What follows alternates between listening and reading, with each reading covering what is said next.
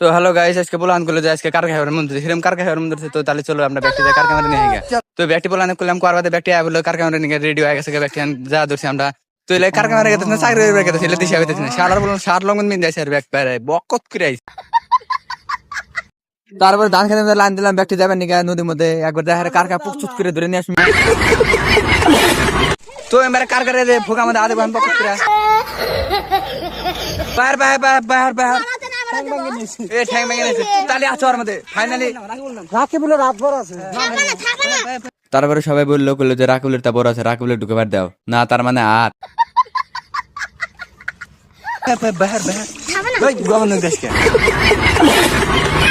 তারপরে আমি সেরা ঢুকাইলাম না, মানে আর ঢুকে তারপর পক্কত করে বাই করে হালাইলাম। তারপরে আমি এবার এসে দিই যে আঙ্কেল ফোকা মধ্যে আতাতে উঠতেছে, মানে কার ফোকা মধ্যে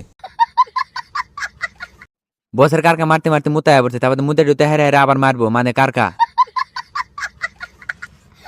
ফাইনালি কারকা আমার কারান দেওয়া গেছে। আমরা হান্দা মুখ পক পক করে যে মুখ দিতেছি, হাই রে স্বাদ, এত স্বাদ কে। তারপরে যে আরগুলো নিল এই কারকার স্বাদ না আর গোমর হইলো ছোটবেলা নাকি দুইবার নাকি দিয়েছিলাম। তা দুইবার যায় হেরে ওরা ভালো দুই হানে কে ওর মধ্যে গু আছে, গুগুলা ভালো সাপ করে নাই, সেই জন্য পুরো স্বাদ নাকতেছে একবার পুরো जाना पड़ेगा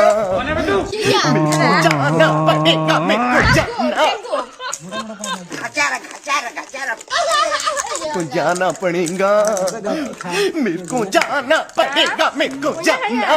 এখন তোমরা এক কাম করো, পাড়া দিলে পকত করে লাগ দিও, তবে একটা ফলো মেরে দাও পকত করে।